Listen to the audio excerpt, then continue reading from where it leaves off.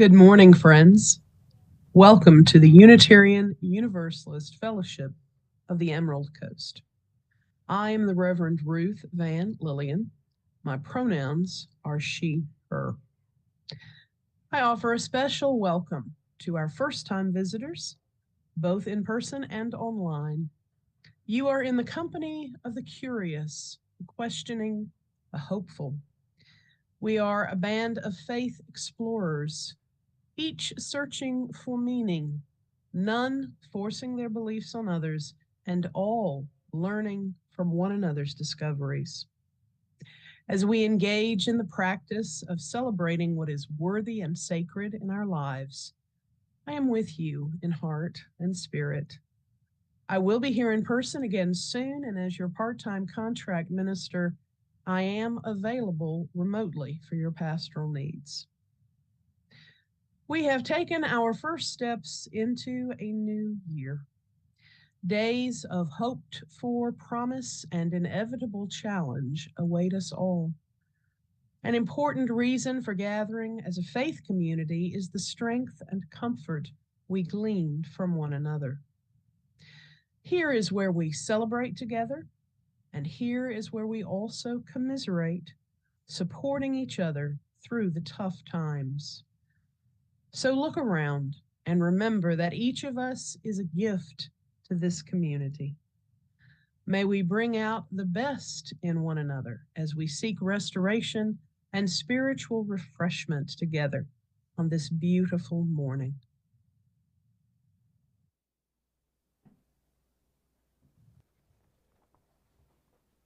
Good morning. I'm Scott Miller, and I will be your service leader this morning. There are a number of announcements. There are a couple of upcoming services that I'd like to call your attention to. All of these are in your bulletin. There will be a porch swing gathering in the front of the sanctuary today after church to discuss with the speakers the service.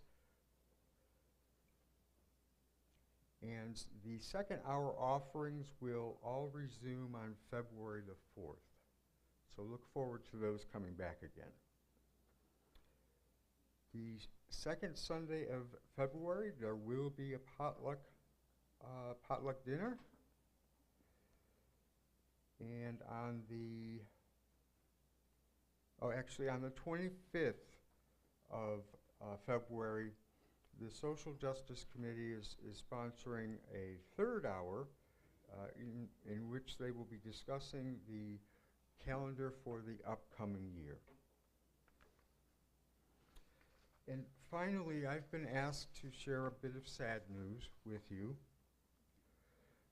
Reverend Doak Mansfield, who was a former pastor of this church, his son Adam Mansfield passed away. There is a card in the back to sign, and our thoughts and our well wishes go out to the family. We will now have the prelude, which prepares us for worship.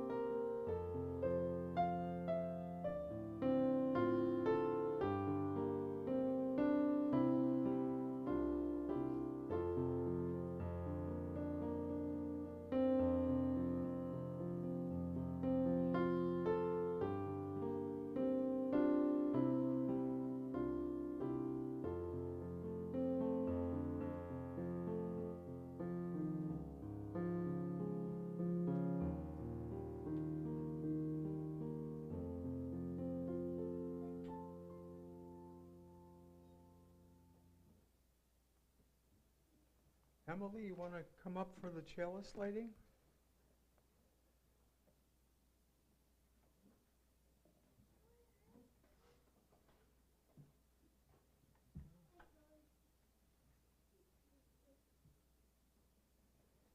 Our chalice lighting is a responsive reading this morning. I will read the bold print, and then if the congregation will respond with the italics. It is number 649 in your gray hymnal, or it's right behind me as well. It did not get on the PowerPoint. Okay, it's number 649 in your hymnal. It didn't make it in the PowerPoint. From generation to generation, in a house which becomes a home, one hands down, another takes up the heritage of mind and heart, laughter and tears, musings and deeds. Love, like a carefully loaded ship, crosses the gulf between the generations. Therefore, we do not neglect the ceremonies of our passage. When we wed, when we die, and when we are blessed with a child. When we depart, and when we return. When we plant, and when we harvest. Let us bring up our children. It is not the place of some official to hand them down their heritage. If others impart to our children our knowledge and our ideals, they will lose all of us that is wordless and full of wonder. Let us build memories in our children, lest they drag out joyless lives, lest they allow treasures to be lost, because they have not been given the keys. We live not by things, but by beauty of things. It is needful to transmit and pass it from generation to generation. As you are able, please stand for the opening hymn, number 361.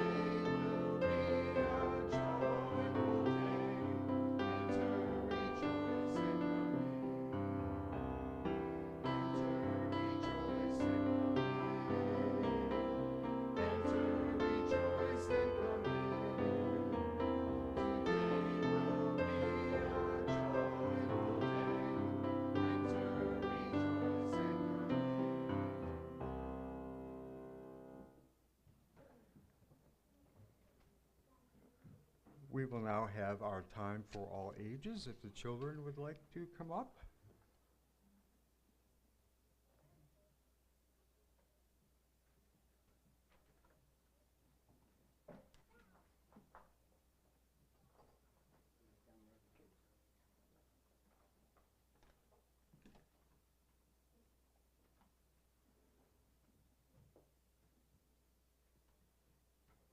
Good morning. So every time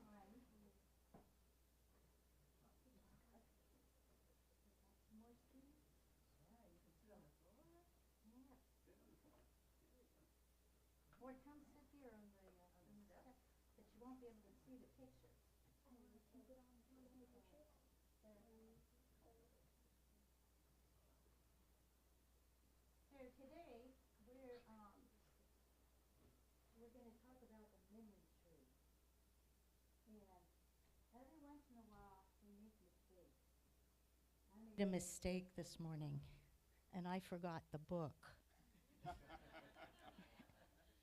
So we're relying on the front pictures to look at rather than me showing you the book because I have to read it off my iPad. Is that okay? That was a mistake, is right. But it's a really, really good book, and I don't want you to miss it. She covered for me. There was once a fox who lived with all the other animals in the forest. Fox had lived a long and happy life, but now he was tired. Very slowly, Fox made his way to his favorite spot in the clearing. He looked at his beloved forest one last time and lay down. Fox closed his eyes. Can you see? Fox closed his eyes, took a deep breath, and fell asleep.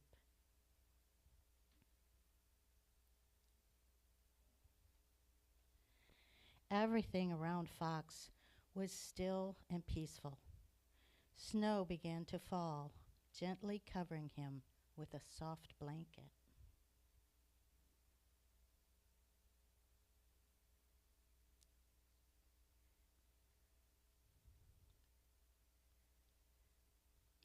Owl had watched Fox from the top of his tree. He flew down and landed next to his friend. Owl was very sad. He had known Fox for a long time, but Owl knew the time had come for his friend to leave.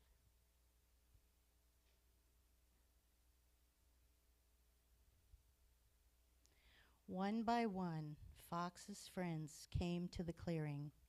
First Squirrel and Weasel, then Bear, Deer, and Bird, and finally Rabbit, Mouse, and others came to sit by Fox. Fox had been loved by everyone. He had been kind and caring. No one could imagine life in the forest without him. The animals sat in silence for a very long time.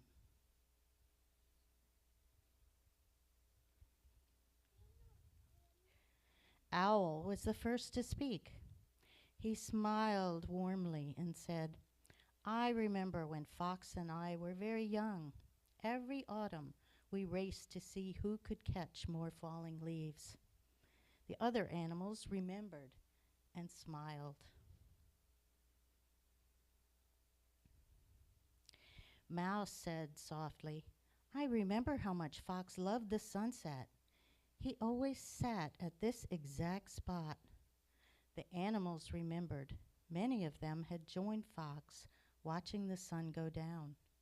It was a happy memory, and their sad hearts filled with warmth. Bear remembered how Fox had after her cubs looked after her cubs one spring. Rabbit smiled when she told the story of how Fox had played tag with her in the tall grass. Squirrel talked about Fox helping him dig up buried nuts in the deep snow last winter. One by one, the animals remembered their favorite stories about Fox. Fox had touched the lives of all the animals in the forest with his warmth and kindness, and they all smiled, remembering.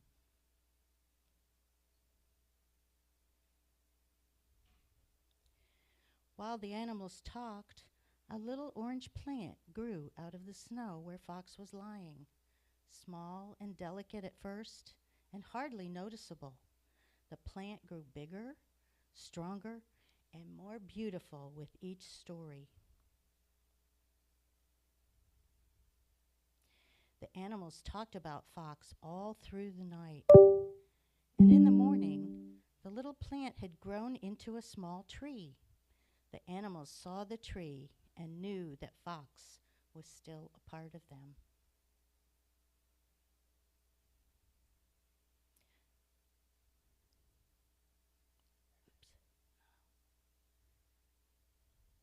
During the next days, weeks, and months, the animals remembered many more stories about Fox. Their heavy hearts began to feel lighter.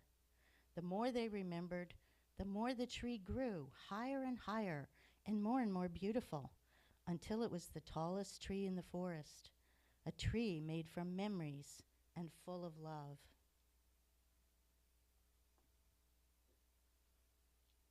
Fox's tree was big and strong enough to shelter all the animals. It was always buzzing with life. The birds built their nests among the leaves, and Owl raised his grandchicks on the branches. Squirrel found a cozy home in the trunk, and Bear, Deer, and Rabbit slept in its shade. The tree gave strength to everyone who had loved Fox.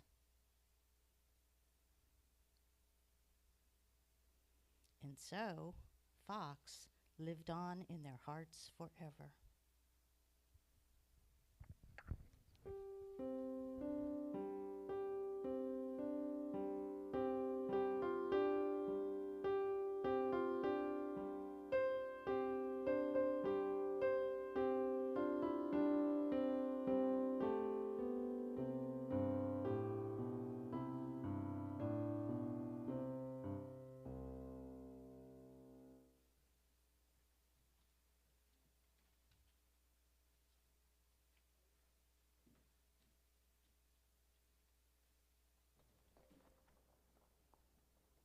For our sharing of joys and concerns this morning, you are invited to briefly share personal events in your life by dropping a pebble in the bowl of water into the bowl or water silently, or while speaking a few words into the microphone, so we may support each other and celebrate our joys and our sorrows together. This is a sacred time for us.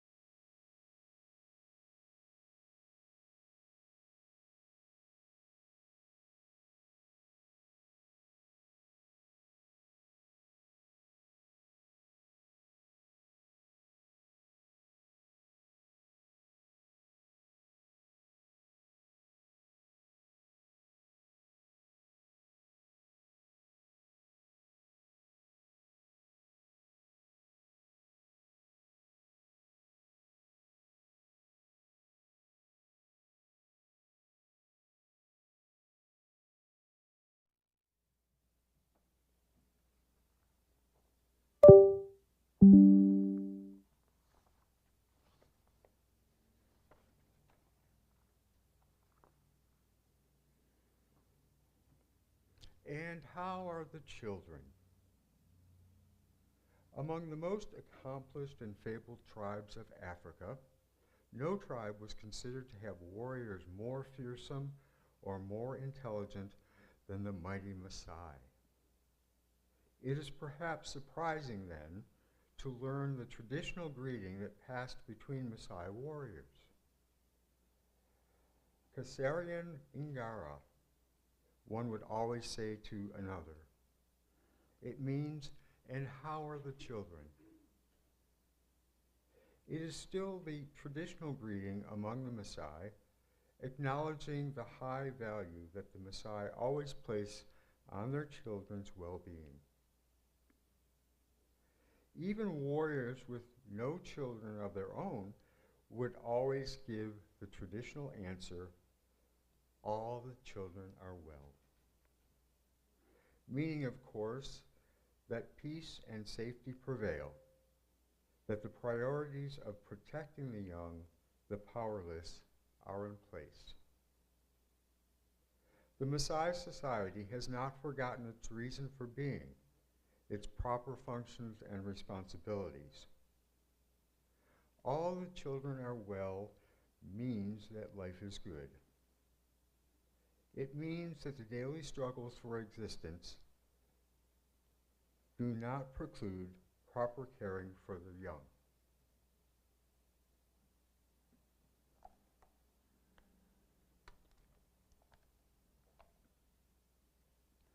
I wonder how it might affect our consciousness of our own children's welfare if in our culture we took to greeting each other with this daily question: and how are the children? I wonder if we heard that question and passed it along to each other a dozen times a day, if it would begin to make a difference in the reality of how children are thought of and cared for in our own country. I wonder if every adult among us, parent and non-parent alike, felt an equal weight for the daily care and protection of all the children in our community, in our town, in our state, in our country. I wonder if we could truly say without any hesitation, the children are well. Yes, all the children are well. What would it be like if ministers began every worship service by answering the question, and how are the children? If every town leader had to answer the question at the beginning of every meeting, and how are the children? Are they all well? Wouldn't it be interesting to hear their answers? What would it be like? I wonder. Now we'll have a few minutes of silence for meditation or prayer.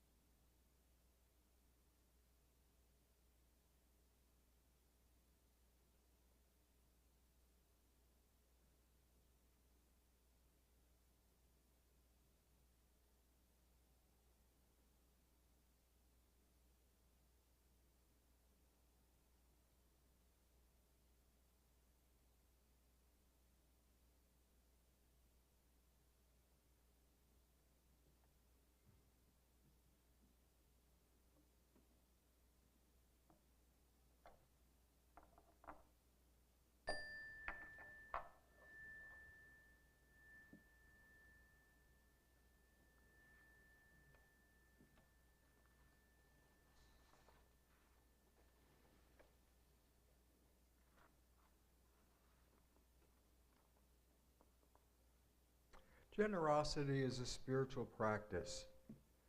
Our fellowship is supported by our pledges and our donations. We are going to take up our offering, and if you are paying your pledge with a check today, please make a note in the memo line that it is your pledge. We also have a tradition we call Share the Plate, where we split equally all cash donations and checks not marked as pledges with a local charity. For January, our Share the Plate partner is Youth Village.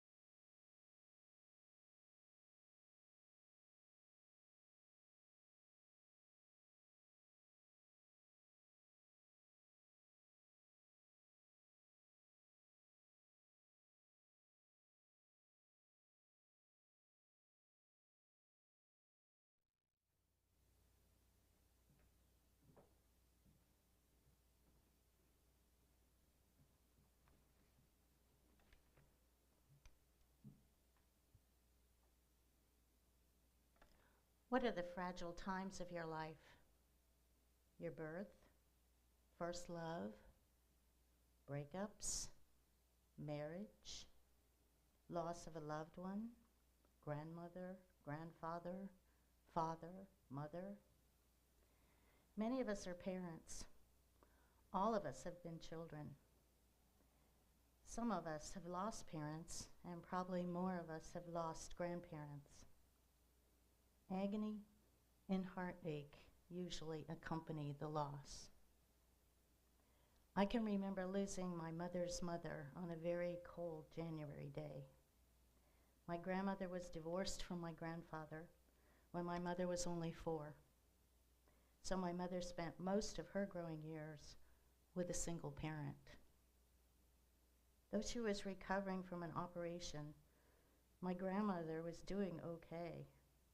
So when she died in her sleep from stroke, it was a huge surprise. And in the disagreement Mom and Grandma had before the passing,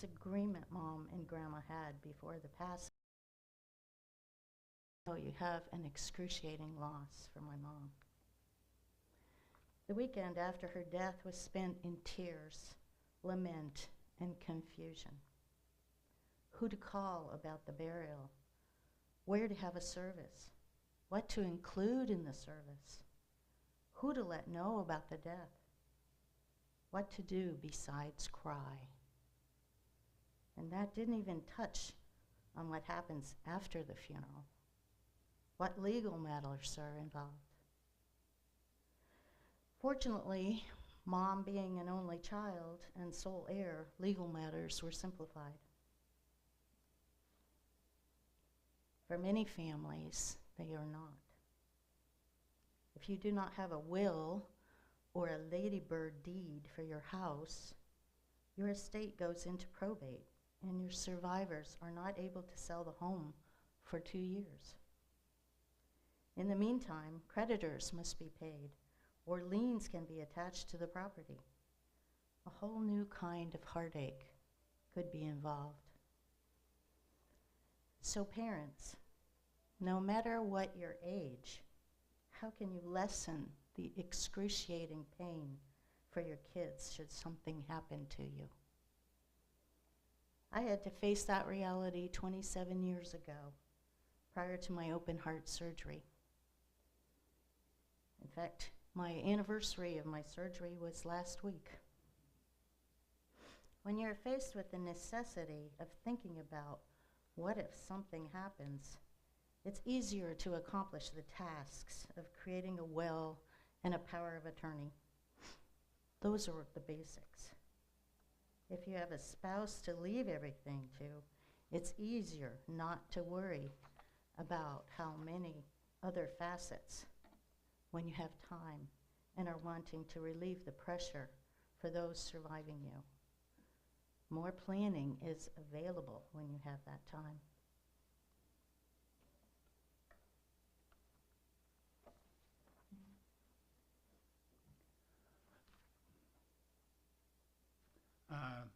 I lost my dad when I was 12. He was an Air Force aviator. He and his crew flew out of Guam, chasing and tracking a typhoon. They were lost. A huge search was set, and nothing was ever found. After a week or so, they called it all off, and they sent us home from Guam. There was no service.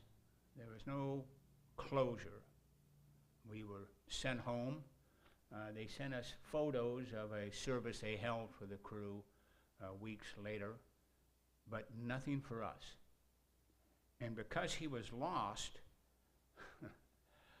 there were stories. Oh, he's still alive.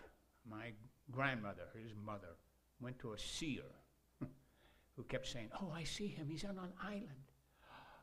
It's fading. Come back again. So there was no closure. At the end of life, there needs to be some level, some ceremony. And that is important. That's what I'll be speaking on. I know this is not the biggest highlight of talking on. But I think it's important.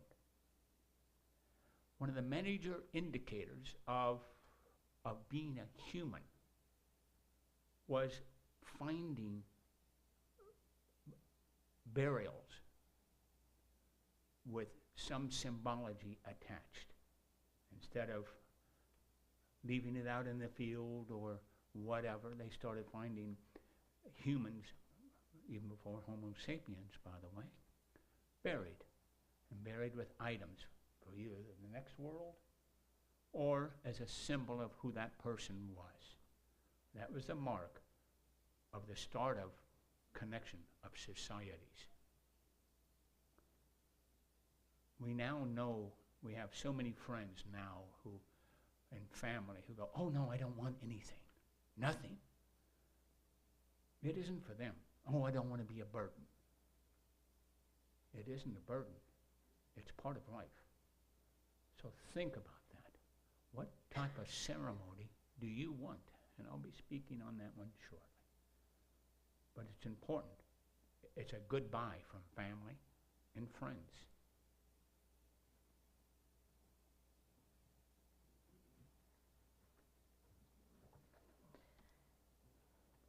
Many people our age do have those plans already made. So I'm really speaking to younger people, because you never know when something can happen. I mean, older people do have more of a short term because death is inevitable, and we often don't want to talk about it. We don't want to face our own mortality of something that is going to happen to us.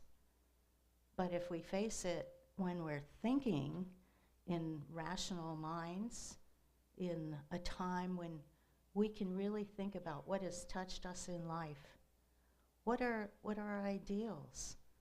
What is it that we would want people to think and remember about us after we're gone? And so at any age, you can make those plans. And it's good to share them with those who are surviving you, because then they won't have that horrible, horrible question, what would they have wanted? What is it that I can do? That confusion that I talked about with my grandmother, it was one of the worst weekends I can ever remember and imagine for other people, and especially with people who have large families. Sometimes there's conflicts on how or what to do. So it is a positive rather than a negative to think about your own mortality and how you would want people to recall, or even what kind of service. Do you want a cremation? Do you want a burial? My mother was always afraid of being enclosed. And so she did not want to be buried in the earth. She did not want a cremation. So she's in a mausoleum up in upstate New York, as is my father, because they wanted to be close together. But they expressed that.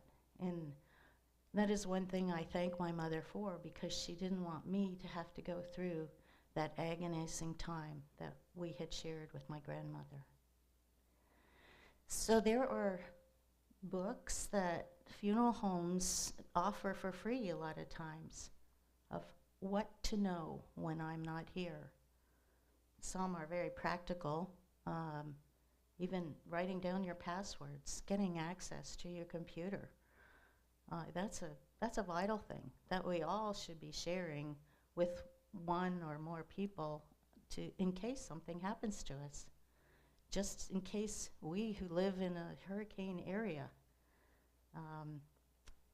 I did bring a show and tell.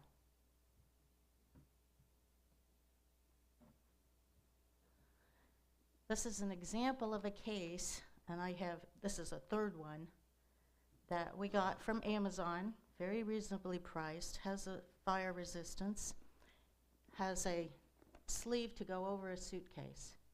So if I put all my important papers in here, All I have to do is pick them up and take them with me in case we're evacuated for a hurricane. But by the same token, if you put all your important papers of what you need, what someone would need to carry on for you or to settle your estate, make it simple for them. Then the memorial. Do you want a memorial or would you want a funeral? Those are some of the things to talk about. And some of the favorite hymns. This could be a time to pick out your favorite things rather than, and your favorite pictures, so people know what was important to you. That this can be a plan for your survivors. And even if your passing is 20, 30, 40 years from now, people will know what your thoughts were. Your family can spend the time remembering you joyously instead of lamenting of all of the difficulties it is for saying goodbye.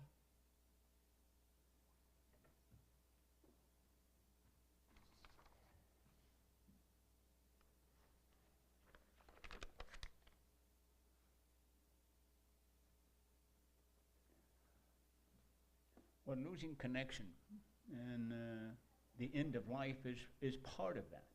As I mentioned, we have more and more friends who go, oh no, I want nothing.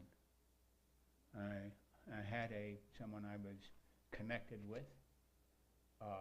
She never went to her mother's or father's funerals. She remarried and her husband died and she had no ceremony for him. Oh, I remember them in life and that's all that's needed. When I was in the service, we had a habit of writing out information, a letter to their family and to the squadron commander in case, and we put that in our safe. And in case you were lost, there it was. And of course, being military, I had real requirements to be ready for that loss. And Karen has already talked on some of those. But for me, I wanted to focus on this ceremony. My prepping has been kind of fun, if you really think about it. Karen mentioned picking hymns. Yeah, I picked a hymn, but most of the songs I pick aren't hymns. They're too much fun, except for one we will sing later, which is Let It Be a Dance. I found, I thought through a couple of books, a number of books that really impacted me, my life. And it makes you think through your stages, your life, your connection. One was Remembrance, a book written by a Marine on his life. He kept having nightmares of walking up a hill and out of the fog with this young Marine stepping out. It was him as a young man, and he is an old man, going, was it worth it? Did you do what was required of you for the rest of us? It was a profound book for me. Another was a good science book on geology.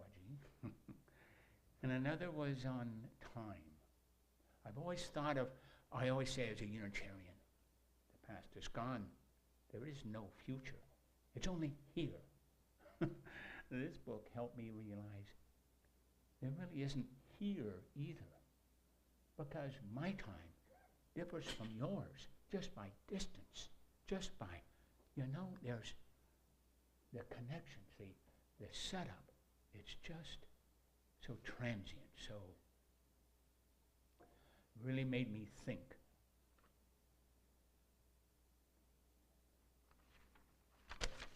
So, he lost himself.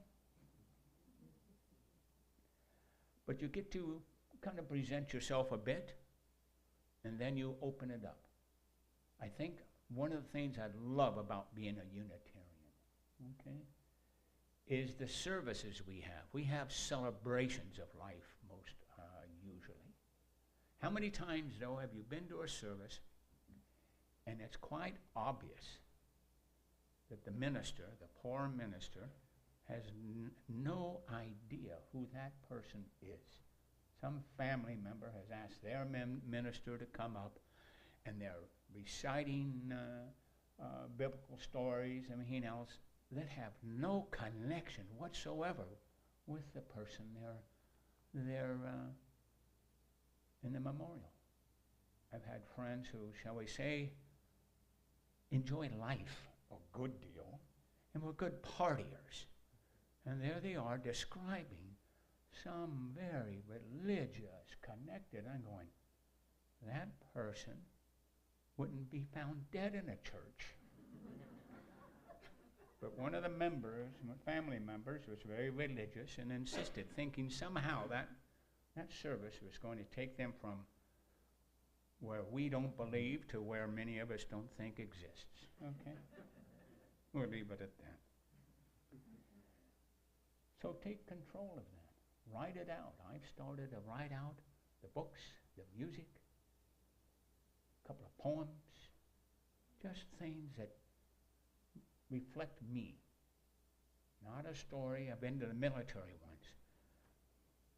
It's nice hearing every military place they went. No. You want to hear about the person. So think about that. It really is a growing experience to prepare yourself, to prepare the family. My mother, she prepared. We sat down, made very simple things. We finally did it. We're sitting here, oh, this is what you need to do. I'm 78 years old. We did it this last year, okay? So, but I'll share one I'm going to do. You know, I'm going to go to I'm going to get cremated, sent off to Barrancas. But part of me is going to be put in, and they had it's a little shell. They put part of you in. You put in the water, floats down, and dissolves. Trust me, that's a much better way than trying to open up the flask and toss, because you know where that ends up. It doesn't end up in the water. So, things to think about.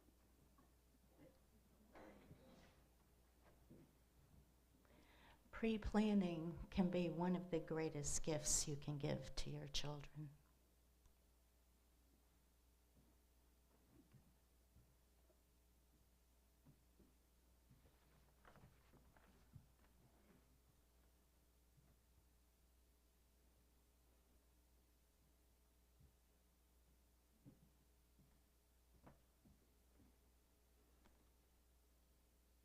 As you're able, please stand for the closing hymn, number 311.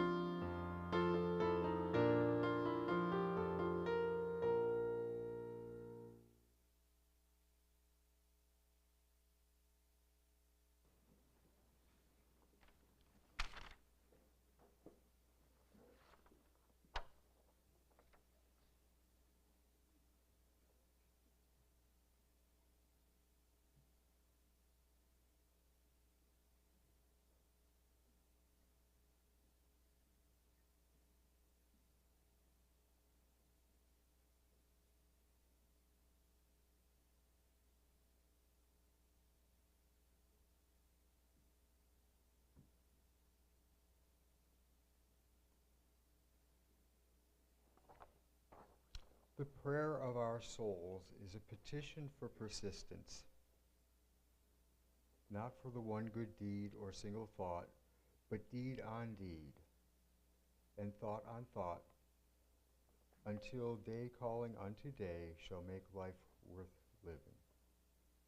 Please remain seated for the postlude.